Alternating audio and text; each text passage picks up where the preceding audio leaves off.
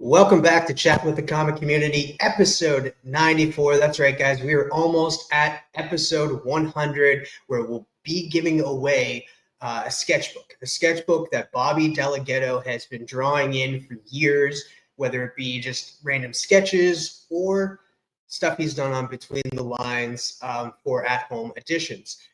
So get ready for episode 100 coming soon. It will be the only live show, but right now, we are on episode 94, and my guest today is somebody that's really hit the YouTube comic community really, really hard just by doing a lot of great videos, bringing people together in this great comic community, introducing me to so many great people, but also introducing me to the history of some golden age comics as well with Steppo. Steppo was a previous guest. Him and this guest that I'm about to bring out get together every Monday and do a great show, showing off great comics, talking about the history of the comics. So without further ado, let's bring out my next guest. Let's bring out Allan, comic collector geek.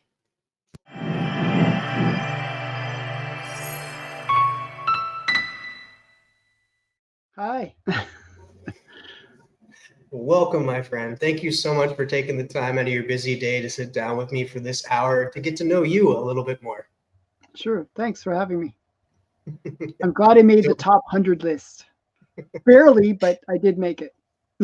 Yeah, just barely. You made it just in at the end there. Yeah. Just like slipped in. You're like, all right, I need to get on this show, so I'm just going to sneak in here. Yeah, I was like, I kept on crying, and like TM's like, he keeps on bothering me, and like, so he finally let me be part of the list. Yeah, that's cool. There was a few people that messaged me and were like, hey, you should let Allan on. Like, he's getting upset by this. Yeah. So, yes, thank you so much for joining me. So, for the viewers at home that don't know a lot about you, give them a little rundown of who you are. So my name's pretty self-explanatory. I'm a comic collector, and I'm a total geek. Basically, I've been collecting comics since I was a kid, going on over 40 years. In the last few years, I really got into Golden Age. And so on my YouTube channel, Comic Collector Geek, I basically promote a lot of Golden Age comics, as you can see from the ones behind me. So I love talking about comic books. I do a bunch of shows. I pretty much post every day. If I don't post once a day, I post 2 times a day. So I have a lot of content on my channel that I keep on posting out about Golden Age comics mostly. I do have modern books, but I mainly collect Golden Age nowadays because I really do. I have this, I got the collecting bug for Golden Age. So I've been going kind of wild in terms of picking up Golden Age comics. So yeah, that's in a nutshell me. So how I always start these shows, and that is about how you got into comic collecting / reading. You said you've been doing it for 40 years, so I kind of want to know that 40 plus years, how you got into the comic collecting and reading, because you do read quite a bit of comics as well. Yeah. So for me, I was horribly dyslexic. I'm still horribly dyslexic. So for me, I didn't really read the comics when I was a kid. I looked at the pictures. I did the typical looking at the pictures. Actually, the first comic book that I actually read was I actually had it on our book club. That was that Scrooge McDuck one that we did. That was the first comic I actually read. And in a way, that's really was my start was with Disney comics like Uncle Scrooge and Donald Duck and all those ones. My parents didn't let me get the superhero ones, so I only started getting into superhero stuff when I went to university, and that was like in the 90s. So it was like height of the bad, that the crazy muscles and the bad girls and all that kind of stuff. And so I always thought sexy women are cool. So I got really into like all the bad girls. And at that time, the ones that I actually read like are so lame. Like nobody even considers it's like, you look them up on eBay and they're like $1, value kind of books. I collected all of the Malibu books. So like some of those are pricey now though. Some of them. I don't know. So they're like, it's like things like Prime and Mantra. What other titles were there? There's like a whole bunch of titles. They're like, you know, it was their Ultraverse. Yeah, yeah. It was at the time I thought it was great. It was, you know, they were kind of like they were actually doing really well at one time. They were actually almost as big as Marvel. They were like during the 90s, they were becoming really huge. And then Marvel bought them out and destroyed the company. It was like, but yeah, but that's what I read during the 90s. And I got into Vampirella and all those ones too. So yeah. That's interesting. So like you're mostly looking at like you're reading the Donald Duck books, you're reading the Disney books and that, and then the 90s you come in right where like it's like all big muscles, bunch of pouches, and all these women comics, and you're like, oh, is this what I've been missing? Cool. This is so different. Yeah. So I kind of went a little wild in the 90s, but I was poor. I was like so poor. Like I had no money. I had like, so I was doing like odd jobs. I did pretty much any job you can imagine, like really bad jobs, like, you know, the kind of jobs that nobody wants to do. That's the kind of jobs that I did because I couldn't get any other work. So I did like the phone rep, you know, like calling people and do you want to, you know, a subscription to something stupid, or you know, or telephone polling. I did. I've probably hung up on you a few times. Oh, probably people, yeah, always hung up on me. And then I did like the door-to-door salesman stuff, and I did like stuff for Greenpeace and like pretty much anything you can imagine where it's like, you know, the most desperate people take those jobs, right? But I used that money from those jobs to buy comics. That's what it was like my spare money that I would use to buy like at the time, really, once I discovered Vampirella, I kind of went down a rabbit hole of collecting Warren magazines. I love Warren magazines. Like I just, you know, that was like a big thing for me. And then I had to get every single one. I'm like, you know, I did the Pokemon kind of thing. You got to get them all. And so I got like pretty much, I got every single one of the American ones. And then I got most of the foreign ones as well. So I went crazy there. And now I have a closet just filled with foreign magazines. So yeah. Like what kind of foreign magazines are we talking? Like from Germany, from? Yeah, so they're from all over the place. So Warren Publishing was from 1957 to 1983, kind of was where they really went defunct. They started out doing adult magazines, like Playboy. They were kind of ripping off Playboy. They were trying to like, oh, let's make money. So they did like this Playboy thing, which they sucked at. They really didn't get the vibe of how to make an adult magazine. But they put like they had this one insert, like not insert, but it was actually part of it was like one article within one of their issues, like fourth issue, was all about monsters. Okay, so there's this adult magazine with monsters in it. Okay. And basically what happened was people loved it. They loved the monster stuff. And so they're like, oh, maybe we suck at this adult stuff. Let's do monsters. And so they came out with a magazine called Famous Monsters, which was the inspiration for people like Steven Spielberg, George Lucas. That magazine inspired them to become directors. Okay. Amazing. Like, this was a massive really, really popular. And then they you know, so they made all these monster magazines, and then they thought, oh, let's kind of tap into, you know, maybe telling stories within, like not just talking about the movies, but talking about let's make like magazines about different characters. Like, so they did Creepy and Eerie and Vampirella. Okay, so yeah, so that was their kind of the big three that they did.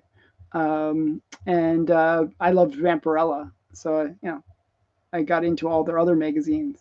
And then they would publish it all over the world. Like they would get, like people would get licensing rights all over the world. So pretty much most of the countries around the world published Warren at one point or another. like in Japan they only did two Vampirella magazines, but you know, they did it. There were some from Cambodia. Like, you know, think about that's kind of weird, but yeah, they had them there all over the place. So I'm always on the search for those kind of weird ones. Do you pick up Vampirella to this day? Like, I know they're not magazines anymore, but they're comics. Yeah, I pick up through Dynamite. Yeah, I just picked up the Mark Spears one that he did. I thought that was kind of nice.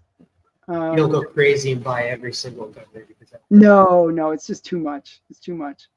I kind of like the fact that they had a short, well, not a short. They went from 1957 to 1983, but it's confined collection. It's not like ever growing, and there's no way I can keep up with it.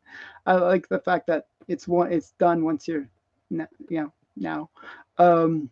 But yeah, but now I've moved away from that because I kind of completed that. So I've moved into, as I said, Golden Age. I really love Golden Age, but I'm such a completionist. I try to get complete runs of whatever crazy Golden Age book it is. So that's the kind of personality I have. Like, that's a feat. That's a feat. The Golden Age comics, like there's a ton of them, and they're not that cheap. No, they're definitely not cheap at all. Yeah. So I will get back to Golden Age, but like you said, you got into more of the superhero stuff in the 90s, but it was mostly Malibu. But did you get into any of the DC or Marvel comics? Yeah, I liked Batman. I really did like Batman. They were doing the Nightfall series at that time. That's where Bane breaks his back and he has to recover and all that. I love that. That was a really good run. That was a really good series. And what else was big at that? Catwoman was big at that time with Jim Ballant. And that his Catwoman run was awesome. I really liked that. And what else did I read in terms of the major ones? You know, I also was into Spawn.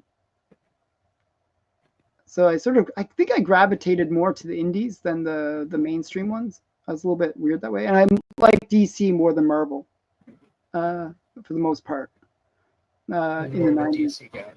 But I was yeah. You were right at the time. Like you said, you were getting into them in the 90s. Image like formed in 92. Yep. So you would have been like right at the foothold for them. So like, oh, I started university in 91. So right. You make me feel so young. Like yeah. So yeah. So that was right at the heart of like, you know, like from 91 to 96 was sort of the peak. I call it the plastic age, where you get like all these kind of gimmicky covers and like, you know, but from 91 to 96 is kind of that peak part of the plastic age where you just got massive print runs. Like they were like X-Men 1, they printed like 5 million copies, you know, the death of Superman, all that kind of stuff. I was right at that time.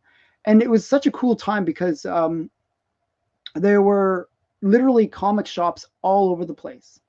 Because there was also a real shift that happened in the 90s where you got, before it was very controlled. In order to have a comic shop, you had to kind of, you had to go through a bit of hurdles in order to be a comic book dealer. But what they did is they changed the rules where basically anyone, you just had to buy a certain amount of comics and then you could become a dealer. Okay. So what ended up happening was like everyone that loved comics was like, oh, I can become a dealer. And then they would open up a shop and there was a huge boom. Like in my town was like, you know, Halifax at the time that I was staying in. I was going to Dalhousie, so you'd know the area. And there was like, I could think about 6 shops, you know, and Halifax wasn't that big at the time, maybe like 200,000-300,000 people, you know, and there was like 6-7 shops. There was like so many shops. There was like shops all over the place. And basically, What happened was, all these shops opened and they just didn't know anything about how to run a business, right? They're collectors. They love comics. And when the comic boom crashed, a lot of them went out of business, within a very short amount of time. And I remember I could have picked up Tales of Suspense 39 for like $100 or something like that, like a high grade copy. Because but I didn't know what it was. I was so dumb. Like back then we didn't have the guides that all the information we have now. So I saw it and I was like, hey, that's a pretty cool cover. I was like debating about buying it. And like, I want the first appearance. It's number 39. It can't be anything. Yeah, we were so ignorant back then. You're like, yeah. Well, you just did. There was no place to find out where's the first appearance of this or this. You know what I mean? It was like really hard. The only thing we had was the Overstreet guide, and then you had to really kind of pour through it. And it wasn't like the internet. You could go and say, okay, what's the first appearance of? Yeah. And with Overstreet Guide, it's not updated. It's like it comes out once a month, doesn't it? Once a year. Once a year. Okay, so it's like definitely not totally updated, not up to date. Yeah, that's why Wizard magazine was really revolutionary, because it did come out once a month, and you could see like, oh, this comic has gone up this month, but now we're so spoiled. We're like, oh, daily, right? It's like daily or instant, like not even daily. It's like something sells and instantly how much the books are going for. So back then knowledge was very, very hard to come by. It was much more difficult to become knowledgeable about comics, because there was a lot of gatekeeping. The people that knew stuff, they didn't tell you. You know what I mean? Like they kept it secret. So I had one dealer that had the best collection, just an amazing collection, but he didn't want to sell it, first of all, and he was really like you had to really suck up to him in order to get to access to even see some of the collection, because he had like this warehouse. And I was the only one weird enough to like Warren magazines, and he had like a complete collection of Warren. So I kind of like, just because of the odd thing I collected, I was able to see this warehouse. And if I knew what I know now back then, oh my goodness, there was just so much stuff that I could have picked up for like pennies. Like, there's some like Golden Age pre-code horror back in that era. It wasn't popular. So books that people are spending like tens of thousands of dollars on now, you could pick up for like maybe $5 to $10. Can you imagine? That's crazy. Chamber of Chills 19. That's like a big book, right? That was like a $30 book in high grade. That would be nice to grab right now. Let's just get a time machine and just go back and be like, I'm just gonna use this to my advantage. Yeah, I mean, so I didn't know what I didn't know. It's like, but now I feel like, it's so easy to get so much knowledge about comics. And I really that's one thing I really kind of, in a way, that's kind of the reason I made my comic book channel. In a way, I kind of wanted to share that part of the whole comic book thing, where I really felt like, I really didn't like those gatekeepers of knowledge. I really like the idea of sharing as much information as possible. And I really want to get that information out there, and really, encourage people to say, hey, look at this book. This is pretty cool too. So. That's what I was always worried about because I grew up with comic characters, it's not comic books. So when I came in and I was always too shy to ask questions, to figure out what's going on, like, what book should I read? What should I do? It wasn't more collecting. It was more of like, hey, I want to read the good comics and stuff. I was really worried that people would be like, scoffing at me and be like, oh, you don't know this? You should know this. Yeah. And I was worried about that. But more people that I found in this comic community were just willing to be like, hey, I'll tell you a great story, because they just want to share what they love. Yeah. I find that that's something that I was a little bit nervous about when I first created my YouTube channel. I was really worried that, my ignorance would show and people would be like, oh, really, the first blah blah blah, and that, that typical nerd that like, like says like, but really blah blah blah, like, and I thought I would just be like, had that kind of negative attitude, but the exact opposite was true. Like, people were very, very friendly and sharing, and they, people really love, like, they really love the hobby, and they kind of embrace each other because of that. They all kind of like, are encouraging of each other, almost too much so, because it's like, I feel like it's like addicts, like the way, like all forcing each other to like buy more. It's like, can be a little bit much, but yeah, you're just like, no, I don't have any money to buy that. It's like, no, but you should buy it, dude. Yeah, You should get this one. It's a good deal. It's a good one. Yeah. So yeah, it's that's the one danger with the comic book community. You end up buying way more than you expect. You probably saw in my shows, like we went down these stupid rabbit holes of like collecting ferret or some stupid thing that nobody cares about, not worth anything. I think we've doubled the market value of that book to like, it's now a $2 bin book. It's like, that's about all. But it's fun. It's all about sharing those things, and that's why I really enjoy when we do book club, because each of us bring in different books. You have your own books that actually I really appreciate that you bring in. Biggie has the ones that he likes. D has certain ones that he likes. Matt is all Legion and all this like Superman stuff that I didn't really actually even consider like reading. And it's cool to get all those different reading styles. It's kind of fun. So I really enjoy that. So while we're on the topic of YouTube channels and that, you talked a little bit about it, how you got started because you just wanted to share what you knew about certain comic books and which ones you should grab in that. So when did you start your YouTube channel, and what was the process like starting it? Were you nervous? And how was like your first couple of videos? They were pretty bad. So I think I started during COVID. So at the beginning of COVID, so 2020, but I'd post out maybe once every month or two. Like, I'd post one video here, maybe wait a few months later, I'd go, oh, and I was, the way I got started was I saw other people doing unboxing videos.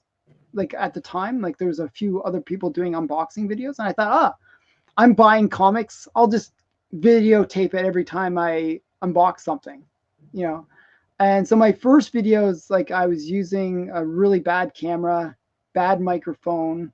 I was in an awkward situation trying to like show them. I didn't know how to make it more tuned. But in 2021, January 1st, one of my New Year's resolution was to post every day from then on. And so I kept that New Year's resolution, and I posted every day since then. So that's really when I consider my start date is January 1st, 2021 is, and have you missed a day since then? Or it's been every day? That is super impressive, because I know certain like big YouTube channels that go like Monday to Friday, they do like an hour live stream, and that's not in the comic realm, but like that's still a lot. And then they drop reaction videos here and there, but then they always take Saturday and Sunday off. So I don't take any days off every day. And then some days it's 2 times or 3 times a day. So I posted a lot of videos. It's like over 2,000 videos or something. It's crazy how many videos are on my on my channel. That's absolutely nuts. So you mostly do unboxings and that, but then you have your Monday show with Steppo. Yeah. So Sundays and Mondays I do spec.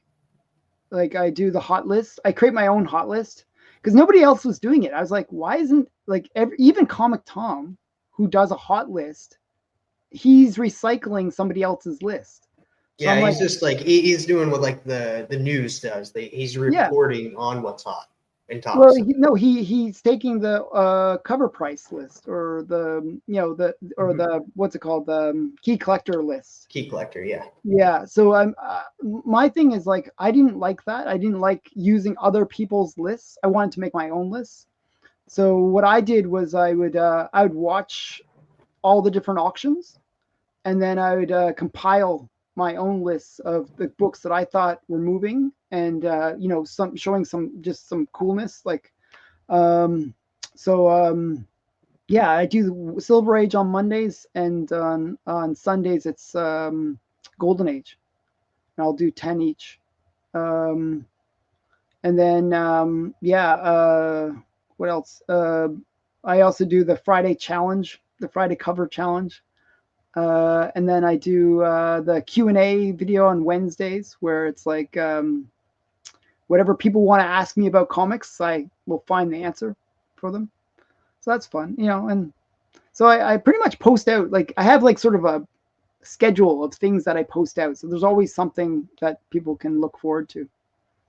So yeah. I do want to talk about your Monday show though, because that's a pretty hot show. Like, you usually get quite a few people in your live chat, a lot of people commenting, and a lot of people really enjoy that show, myself included. Mm-hmm. I want to know how you and Steppo came to know each other and how you guys formed that show. So yeah, so what ended up happening with that was Steppo, he was watching my channel, and nobody was talking about Golden Age, right? So he likes Golden Age, and he sort of really liked my channel, and then he kept on like messaging me. He's like one of those guys that'll just sort of reach out to you and harass you until you say, okay, what do you want? So he kept on messaging me, and then I said, sure, let's talk, because I actually like the fact that people are reaching out. I actually enjoy that. I think it's cool. So we talked, and actually it was like, he's really funny. Like, on the phone, like, you have to kind of like slide a word in. Like, he just talks, and then you try to sneak a word in. He's very talkative guy. But it's like, being in the lemon tree, with him, like, whenever he's on the phone, he's a really interesting guy. So yeah, basically I was like, oh, he's got all this knowledge, like, talking to him on the phone, he's got so much to say. I was like, hey, why don't you come on? We'll do a show together. And like, I said, I'll interview. I got him to be interviewed first. And he was like really hesitant about wanting to do the interview. He didn't really think he could do it.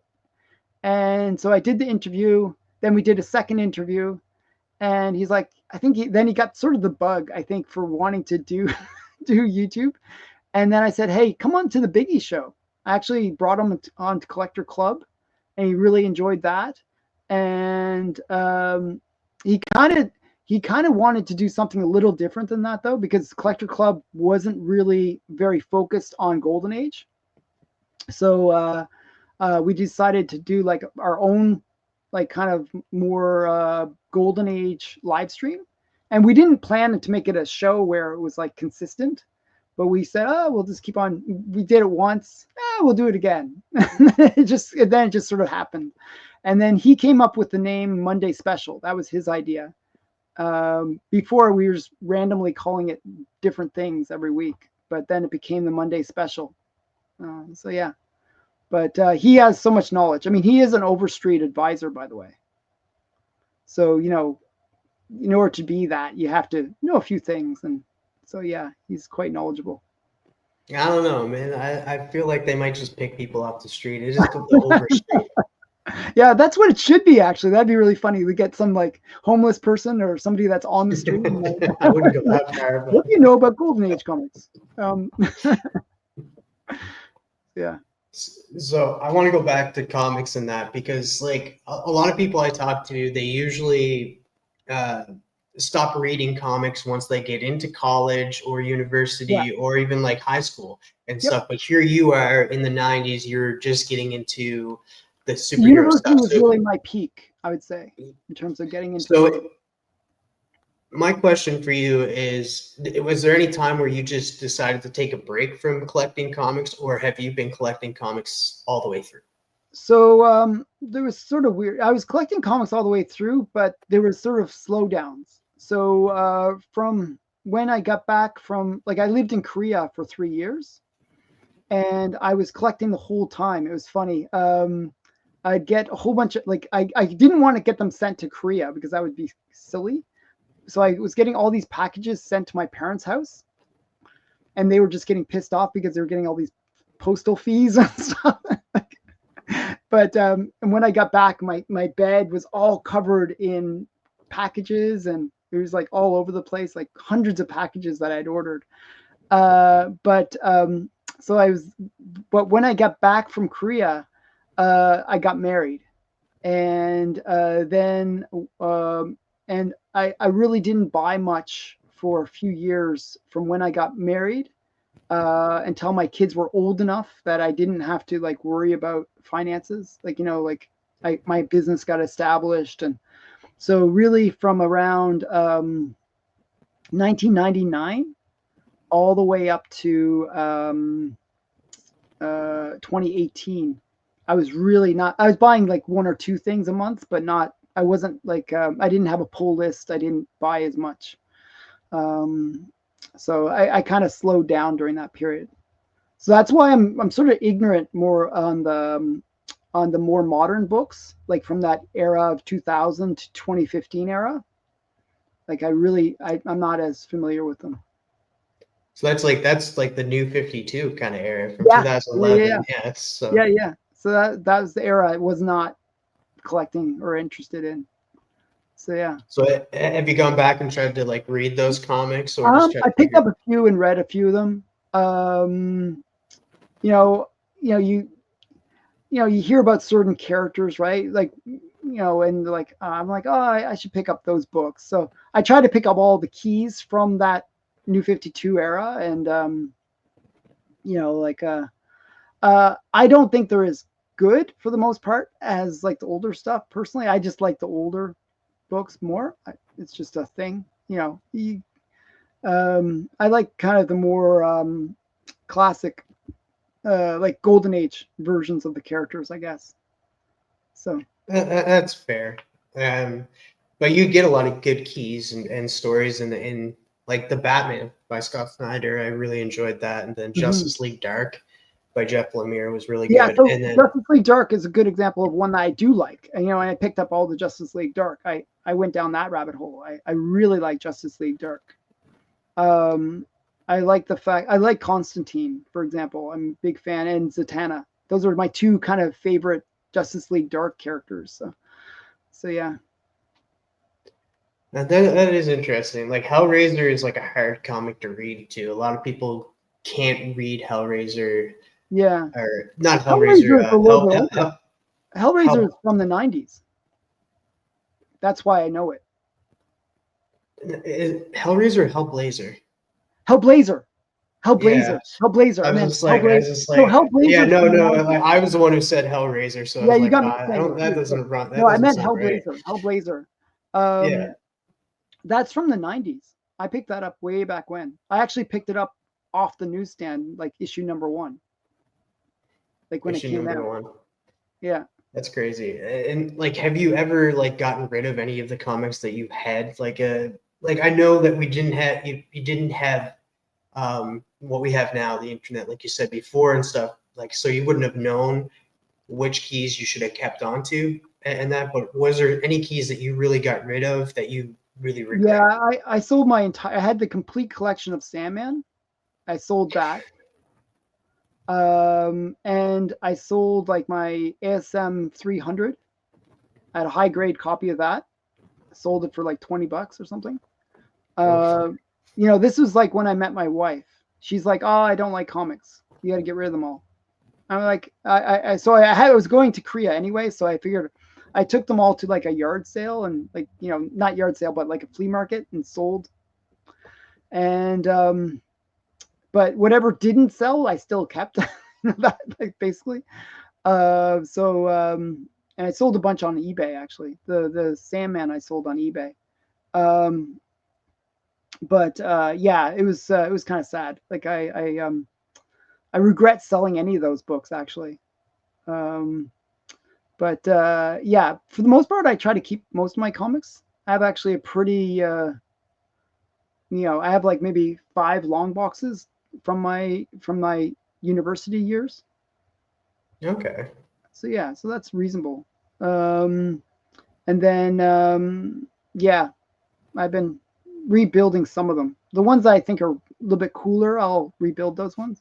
Yeah, but yeah. So we talked a little bit about Golden Age comics today. Mhm. You brought them up quite a bit, but what we haven't talked about was your foot in the door with Golden Age comics, and that we talked about like how you got into the '90s comics, superhero stuff, and that Mhm. when you took a break.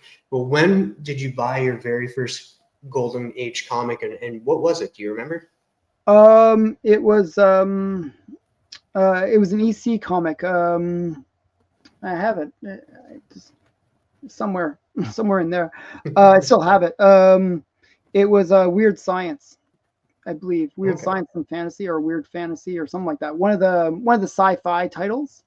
Um, and I paid $20 for it. And that's Canadian too, by the way. I always feel I have to say that.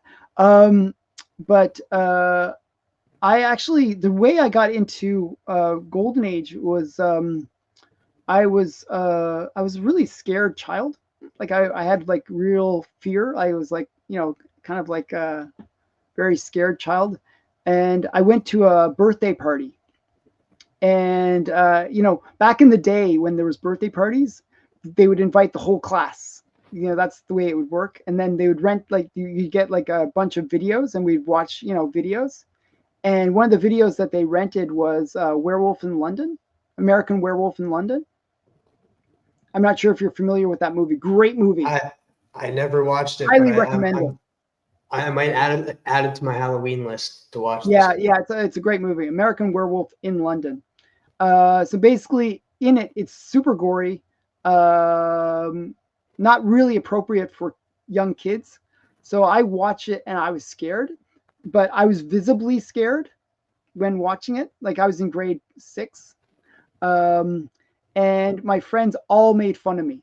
They just like, oh, Alan's a wimp, blah blah blah. So I'm one of those people that very rebellious. I like, so I was scared and I refused to be scared again.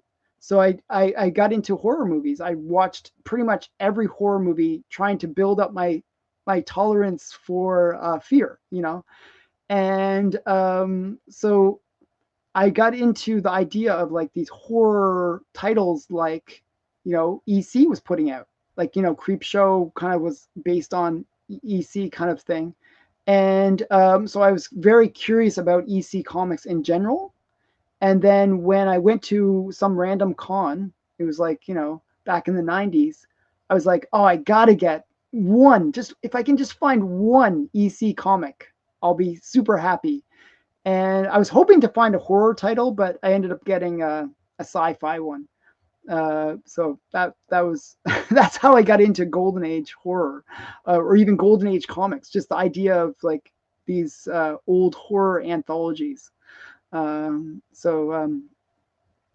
but I really didn't get heavily into Golden Age until much later, where I started buying a lot. Where I didn't think it was affordable, because $20 when I bought that book seemed like a lot of money, and that was the cheapest one that was available. So I thought, oh man, there's no way I'm going to buy Golden Age. So it was only later that I really got into it, where I was able to pick up a lot of the books. So that was like And now 2019. Yeah. And now you just continuously buy them. Yep. And I get these huge boxes filled with Golden Age books that I show on my channel. So How many Golden Age books would you say you have as of now? I think I worked it out that it's about 3,000 to 4,000. 3,000 to 4,000. Wow. Yeah. And Jeez. so, yeah. So it's a pretty big collection. Yeah. You know, Yeah, and that's I don't, and then I don't know anybody else. most of that's from 2018 till now. So, you know, that shows Oh, you how much I'm wow. buying. Yeah. Yeah, that's quite a bit, because like what? That's less than 10 years. That's what, 8 years? No. Yeah. Yeah. Like 7 years. Yeah, So coming on 7 years, I 8. bought like 4,000 books. So that's like 1,000 a year, like 3 a day, basically, kind of level. And you usually get them for fairly cheap, or are they run fairly pricey still? Sometimes it's like if I'm lucky, I get cheap ones. Like I always try to like I kind of like I'm a bit of a bragger on my channel, I think, but I kind of try to brag about how I got a good deal on something. You know, like I do that a bit much, but often it's hard to get them like cheap. You know, it is a lot of the time you're paying fair market value or slightly over for the books. You know, because people don't really want to sell them. Like there's no, you know, there's enough people that there's not enough books, but there's a lot of people interested in it. So you know, sometimes you're paying more, and like sometimes I'll kick myself because there's one that I bought. It was LB Cole cover, a classic LB Cole cover, like a Catman book, and it hadn't sold for like 5 years or something like that, right? And it came up for auction. So I'm like, I'm going to win this. I'm going to win it. It was like a 0.5 grade. It was like the lowest copy you could find, but it actually presented nice. It was just a low grade. So I paid up for it, and I paid like $1,800 or something crazy for that. And at the time, that seemed reasonable. But then 3 copies soon. That was a record sale. So then 3 copies of it came up, and they're all higher grades, like they were like 2s and 3s, and they sold for the same price. It's like, Oh, so every time I look at that book, I love it, but I also hate it because I feel like, man, did I I really overpaid for that book. So yeah, but you know, it happens. so I'm going to change things up, and sometimes we talk about movies, TV shows, and stuff that really you grew up with, and you did mention a horror movie that you absolutely loved, and I'm definitely going to be checking out. And that was your forte into horror. Like, what other horror movies did you grow up watching that you absolutely loved? Because you force yourself to watch them, but there's Yeah. probably some that you were like, oh, I absolutely love this movie, and you recommend it now to this day. So I was a big fan of a lot of those early 80s horror movies. I really liked Howling series. That was a great series, Howling. I really liked Hellraiser. Hellraiser series. That was great. I think, first 3 of those were great.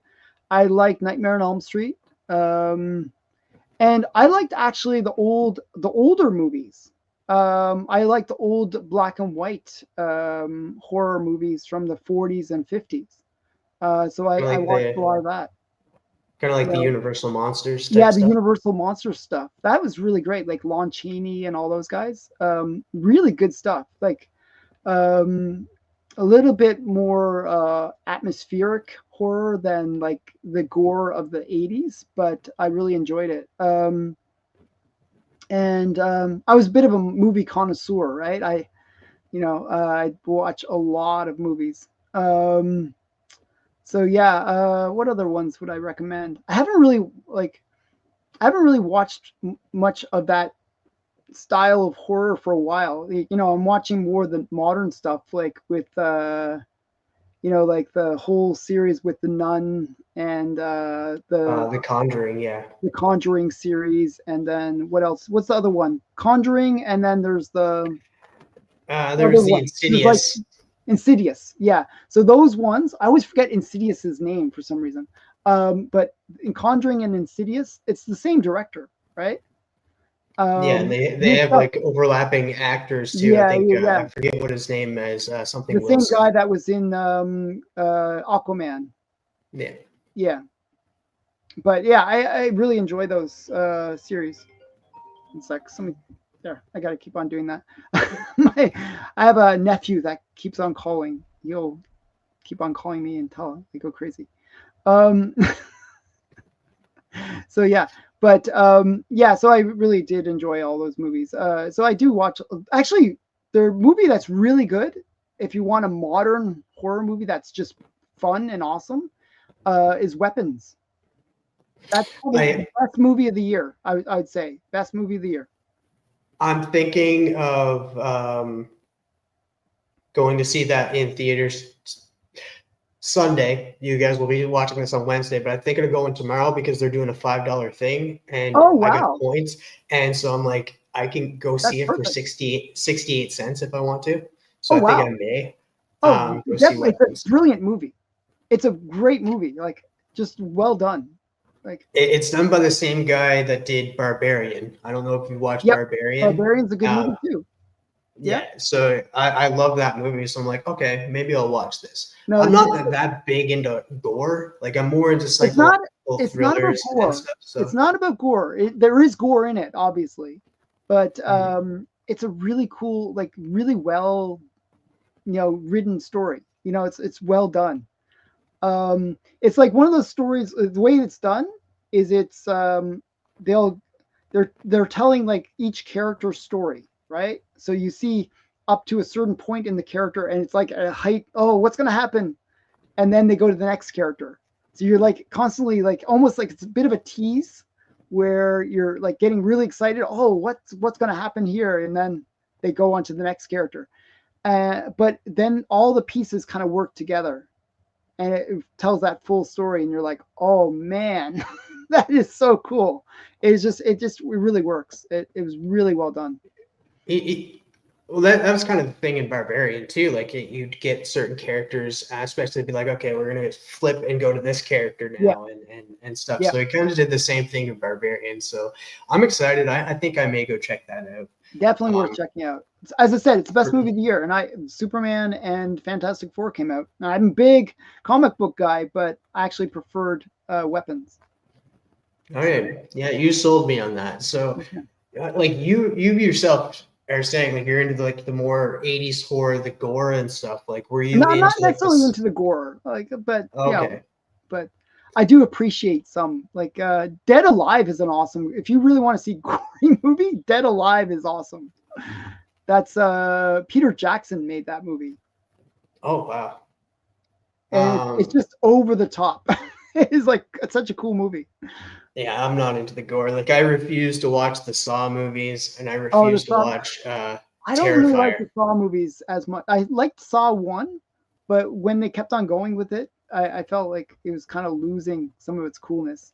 It was just about gore. I don't really like those. But yeah, I don't know. But yeah, but Dead Alive is an awesome movie. Trust me, it's a cool So movie. is there any I other like movies? zombies 'Cause too. Zombies. Zombies Yeah, is a good one. Um any zombie movies. Yeah. So I don't get to talk to you a lot about movies and that. So is there any other movies in general that you absolutely love growing up and now at like present day besides horror? Yeah, so I'm a movie file, as I said. Like horror is just one genre. I like I watch like pretty much everything. So I like sci-fi. So I really liked Star Wars growing up until they ruined it in the like in the modern era. I liked all the superhero movies. I'm big. I'll go to all those. What else? I'm really into history, so I really like any historical movies. I like thinking movies a lot. Um, Hmm. uh, so I even like documentaries. I'll watch like all the documentaries. So I'm really into like anything that adds to my knowledge. I'm you know I enjoy Well, those kind of movies. I got a movie for you. You need to watch Tetris. It's a good kind of. It's just Tetris, like yeah. is it the It's Tetris movie? I saw that with the guy oh. Hmm. where he goes over to Russia and has to deal with making that Yeah, was that was such a awesome. good movie. Yeah. Such a great movie. Very cool. Like I really love that movie. That was a great movie. Yeah. So you like what about other like Titanic is a big one I for like Titanic. documentary type Yeah. style, and then you got I was really into the history of the Titanic. So yeah, I enjoyed that one. and then like there was Pearl Harbor. I know people have issues with Pearl Harbor, but it was still a good movie But when we're I watched Canadian. We don't care. Bomb those Americans. No, it's no. I enjoyed Pearl Harbor. I thought it was cool. I liked that movie. Yeah. All right. So we talked a lot about comics and that, but I really want to get your opinion on comics that you've read that you absolutely recommend and that current and past comics and stuff, because we have new comic book days every Wednesday. While Yep. you're watching this, it's on New Comic Book Day. Do you pick up new books, or do you just continuously try to go back and read some of the Golden Age books? So I still pick up new stuff. I have a pull list, right? So ones that I would recommend. I actually, okay, I'll show you one modern one that I always recommend to people. Crossed. It's actually quite brilliant. I heard that they're going to make a live action of it, which would be insane. I don't know how they're going to do it. Okay, Crossed is zombies plus perverts, if that makes sense. Like Who's the writer? psychopaths. It's like if you imagine zombies being psychopathic, like they're just crazy and doing like the most like horrible things you can imagine. So like instead of like the typical zombie, like, oh, I'm gonna eat your brain, they're more zombies that will, I want to torture you, I want to do horrible things to you. That kind of Okay. zombie. And that's what Crossed is. It's really brilliant. So can I tell one quick story about Crossed to tell you Yeah, to sort go of hook for it. you on that story? So there, like it's actually runs quite long. It's like over 100 issues. It's like a fairly long thing. But like one of the 10 issue runs, or where it tells us arc, was basically there was this group of people. They're trying to get away from these horrible zombie like creatures, and they basically find an oasis, like where somebody has built a camp, big walls, all protected, just a really great place. It's like paradise compared to the rest of the world, which is just a zombie apocalypse, right? Mhm. And so you're thinking, oh, this is really great. They finally, you feel almost relieved for them, because the alternative is just so bad. You feel relieved. And so you see like all these people are coming to this oasis because it's just a safe place. And what it is the guy that's running the place. You learn this through the story. His goal is he's not trying to rescue people. His goal is to get as many normal people as possible, to use it as a way to just be like a beacon for all these zombie creatures to come. He's trying to use like healthy people, normal people, as a way to summon as many of the zombies as possible, so that he can destroy them all. His goal is he doesn't care how many people he sacrifices, as long as he gets the goal of killing as many zombies as possible. So he's basically, it's sort of a twist. You learn that this is his objective, is just to use these people to summon all these zombies to the area. Like, Yeah, he's the good guy, but not really. not at all good guy. Actually, he put like explosives underneath the whole village basically, and he's gonna blow it up when he gets enough zombies to come. It's just so insane. But that's the kind of stuff. So you think that the zombies are bad, but there's also people that are equally psychotic and deranged. It's just interesting. Like it's really well written stories that they put together. I think it's Garth Ennis that does it. Okay, yeah, that makes sense. Yeah.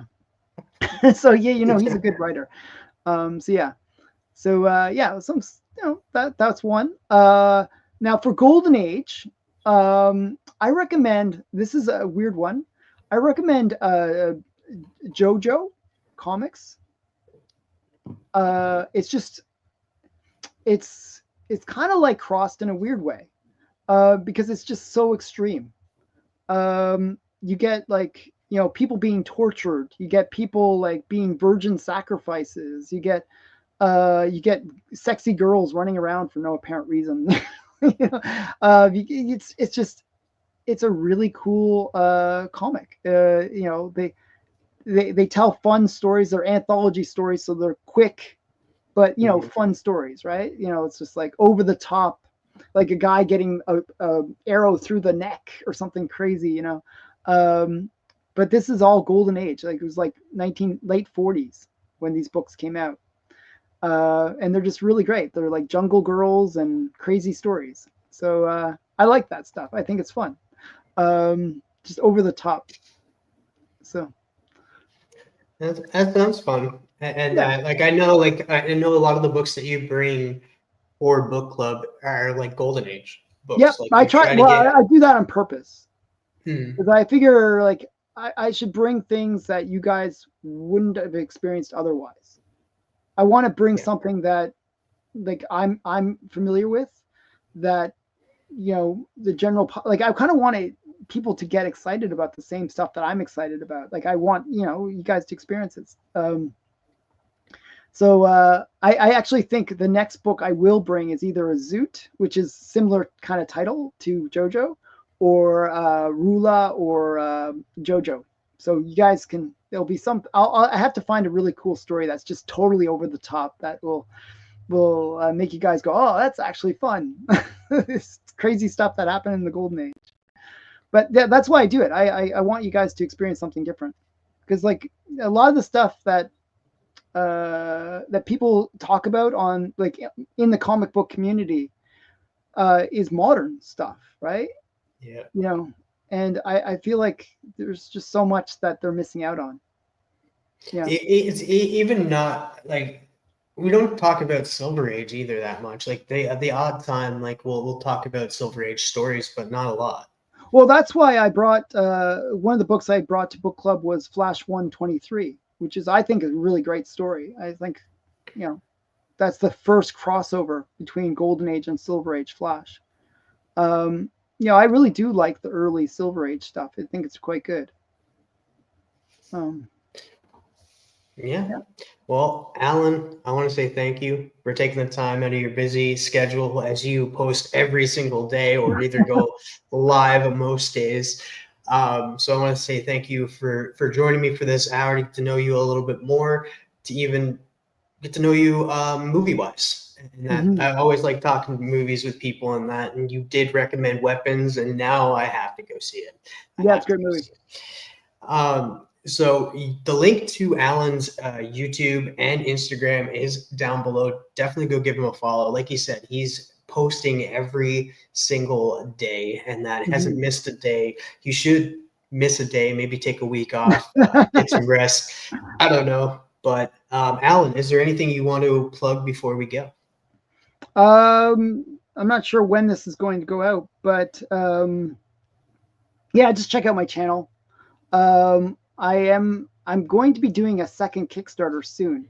So I'm going to be relying on all my comic book friends to promote my Kickstarter at some point. So there's a second Yeah. Kickstarter coming out. So that's going to be fun.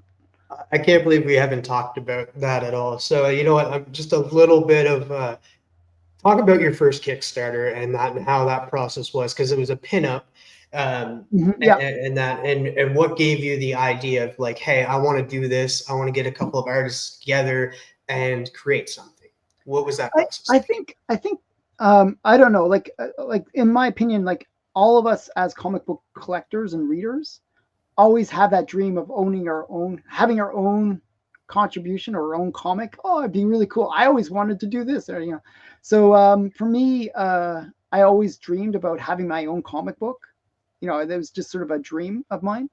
Um, and I just sort of met somebody that was doing it, and he was like, we were, we were, we were. I tried to buy a book that he like from a Kickstarter that he did, where it was the Kickstarter was over. And so I actually, reached out to him and, kind of worked out a deal with him to get some of the back issues. And then we got to talk, we started talking, and I was showing him my Golden Age collection. I was like, we were just sort of hanging out. And what ended up happening was he was like, hey, if you ever have an idea, he does Kickstarters all the time. So he said that, if you ever have an idea for a Kickstarter, I'm open to it. I'm like, oh, I do have an idea for a Kickstarter.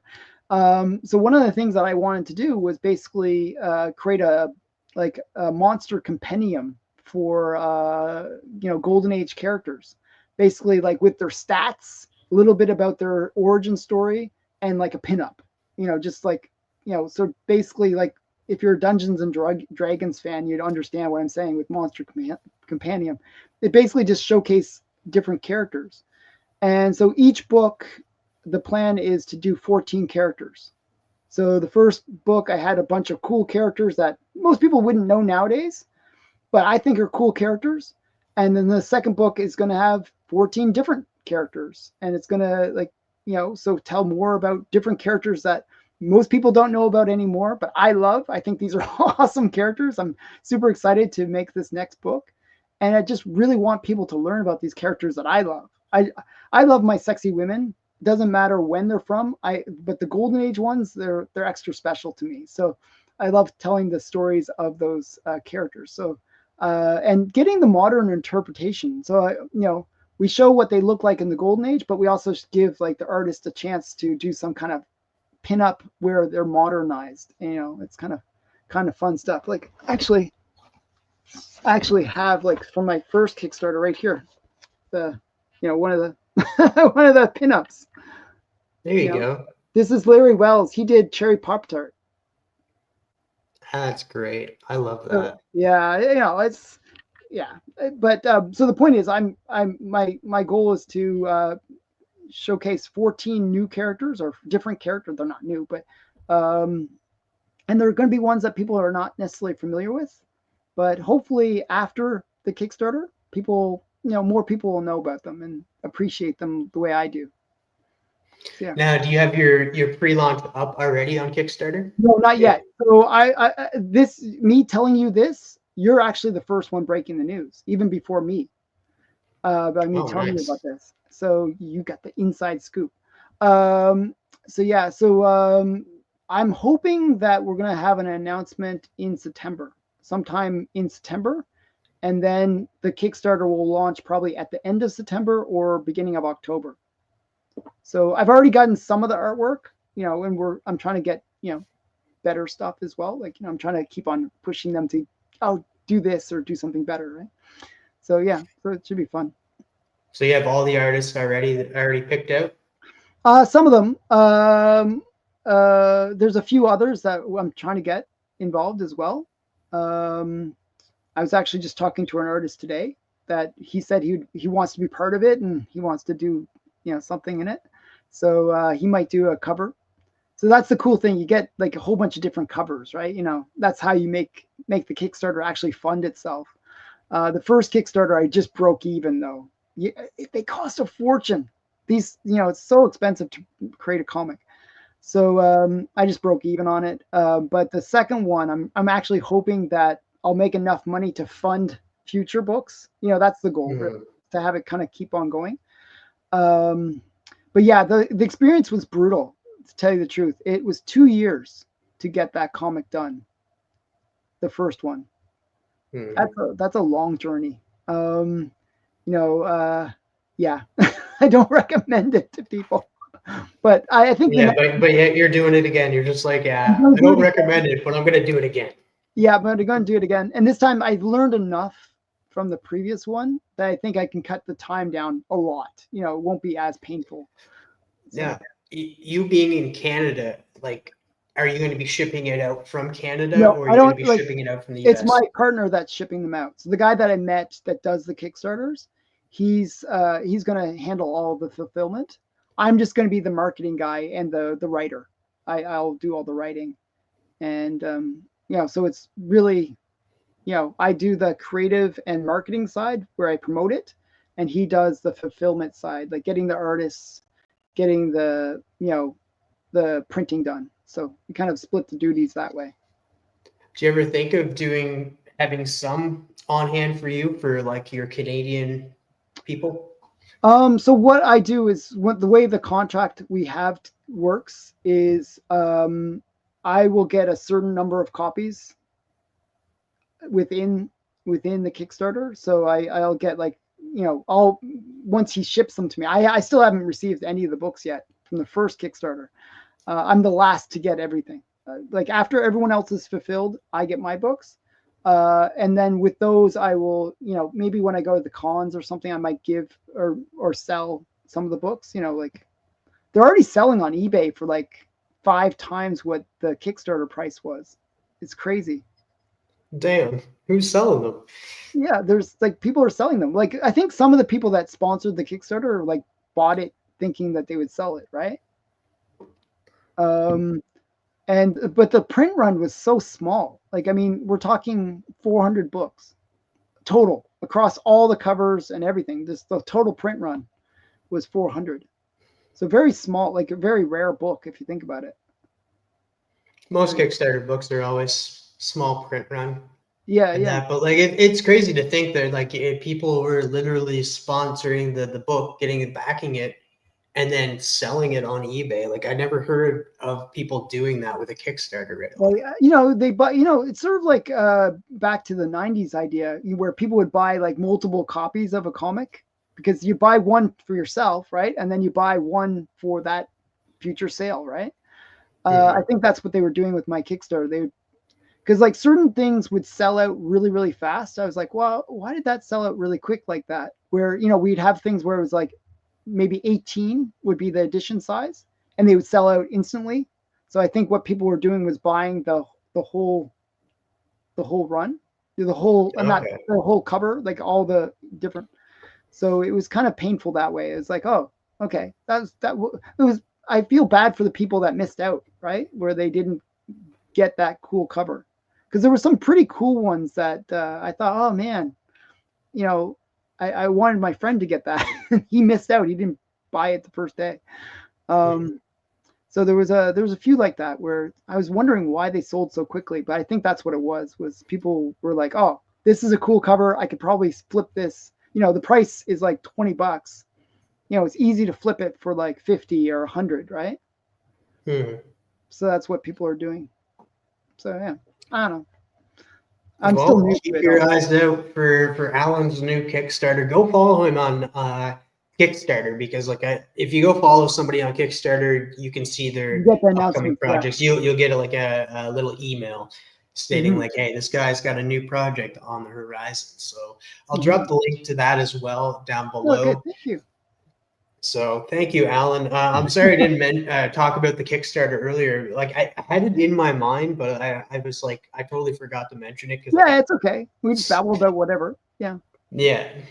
So thank you so much for taking the time, a little over the time. I'm sorry about that. About yourself. No, don't be sorry, man.